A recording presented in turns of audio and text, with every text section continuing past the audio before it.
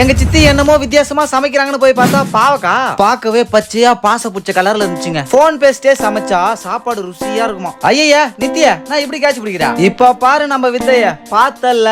எங்க சித்தி வந்து தலை மேலே வச்சாங்க. கோயம்பு வைக்கிற தகலை தூக்கி போட்டு விளாண்டுக்கிற வேமானியா அப்படின்னு திட்டி விட்டுருச்சு. பாவக்காயை நல்லா தண்ணியில போட்டு வேக அடிச்சு வடிகட்டி இருந்தோம். வானல்ல எண்ணெயை ஊத்தி கடுக போட்டு வெங்காயம் தக்காளி எல்லாத்தையும் போட்டு அப்படி அரிஞ்சு வச்ச குப்பையெல்லாம் அள்ளி போட்டு பாப்பா இந்த குப்பையும் போட்டு கோயம்பு வைக்க போற அப்படின்னு கேட்டதுக்கா டே எவனா அரிஞ்சு வச்ச குப்பையை போட்டு கோயம்பு வைப்பானா போட்டா டே பிலிப்ஸ் விறகு கட்டையில சூடு வச்சிரும் அப்படின்ட்டா. இந்த வேக வச்ச பாவக்காயை வதக்கி வச்ச வெங்காயம் தக்காளியில கொட்டிக்கணும். நல்லா கொட்டணும் அப்பதான் சுத்தமா வையும். அதுக்கப்புறம் உப்பு மலைச்சாரல் அதுக்கப்புறம் அப்படியே இப்படி போட்டு அப்படி இப்படி அப்படியே பரட்டி எடுத்துட்டு அப்படியே தூக்கி பார்த்தா ஸ்லோ மோஷன் தான். ஸ்லோ மோஷனே பண்ணுதா வேலைக்கு ஆகாது. லைட்டா மிளகா தூள் போடணும். இதுல முக்கியமானதே முட்டை தாங்க. கொஞ்ச நேரத்துல ரிசல்ட்ட பாப்பீங்க. எங்க சித்தி பையன் சூர்யா வந்தாங்க. எடுத்து ஒரு பாவக்காயை தின்னு பார்த்துட்டு இது ஒண்ணுத்துக்கு பிரயோஜனம் இல்ல தூக்கி குப்பையில போட்டு அப்படின்ட்டு போயிட்டான். இந்த முக்கியமான முட்டையை ஊத்துறதுக்கு முன்னாடி அப்படிதான் இருக்கும் டேஸ்ட். இந்த முக்கியமான முட்டையை ஊத்தும் போது நம்ம தம்பிக்கிறானே யஸ்வந்த் அவனுக்கு ஊத்துதுங்க வாயில இருந்து சொல்லா கன்றாவி 4-5 சொட்டு வானல்லே விந்து போச்சு. அவ்வளவுதாங்க நம்ம பாவக்காய் முட்டை பொரியல் ரெடி. எங்க சித்தி கொண்டு வந்தாங்க. டேஸ்ட் எப்படி இருக்குன்னு சாப்பிட்டு சொல்றாங்க. சாப்பிட்டு பார்த்துட்டு அப்பா